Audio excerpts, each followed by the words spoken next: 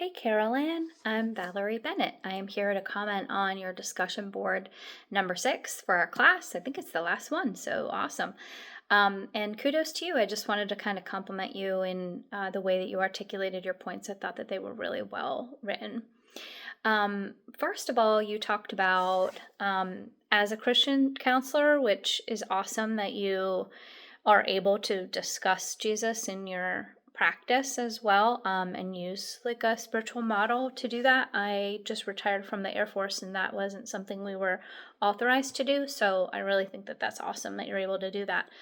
But you talked about using like meeting the needs of the client through like a needs perspective or a strength perspective that incorporates the Trinity. So you talked about the mind, body, spirit, and how those complementary tenets can be used throughout the therapeutic process, which I thought was a really neat way to be able to approach not only this assignment, but therapeutically as well.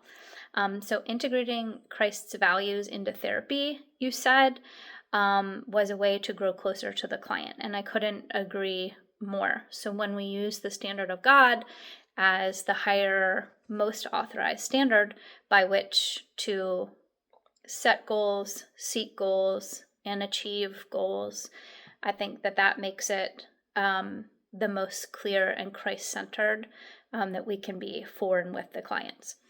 You also talked about ethical codes, which I had sort of alluded to in my discussion board as well, just as like a contrary point to it not being behooved in a lot of practice settings to be able to use spiritual models.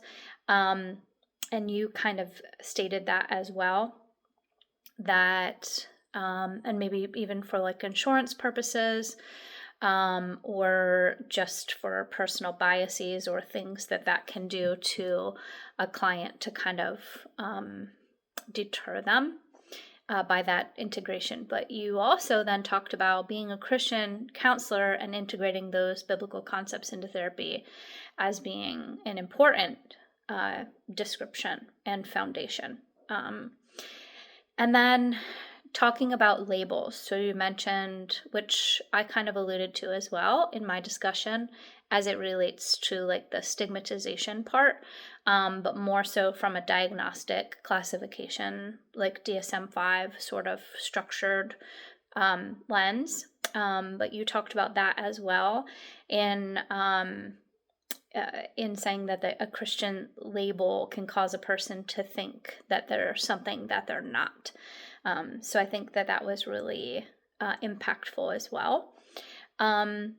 You also then kind of tied it up with goals, meaning, and motivations, and reflectively talked about that being kind of classifications within the value system of the client, and using that probably like more intrinsically as as a treatment approach, which you deem to be beneficial in both secular and non-secular, like Christian faith-based practice settings.